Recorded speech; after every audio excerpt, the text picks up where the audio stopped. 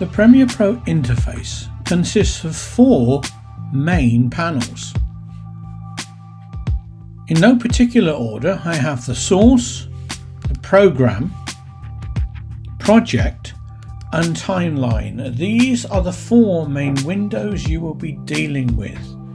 Now, in a specific order, I would start off by using the project panel. You will see it says here, import media to start. Now, when we import media into Premiere Pro, we actually create a link between Premiere Pro and our original. Premiere Pro is a little bit like a script telling the originals what to do. The originals actually remain intact. It's only when you render a file does it actually generate a completely new movie. To import clips, we are going to double click in this area here. We can then select a location.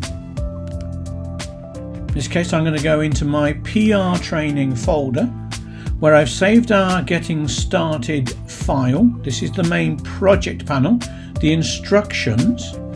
We're going to go into our media folder. I'm going to go into video clips and we're going to create a simple rough cut. We have a series of clips here that have been filmed in no particular order. We could import them individually, but we're going to save a little bit of time. We're going to import the whole folder. With the folder selected, click Import. This will place your files or your links to your clips in a folder. Now, this folder inside Premiere Pro is known as a bin. It goes back to the old days of film editing where the celluloid film was actually stored in bins to stop them falling on the floor.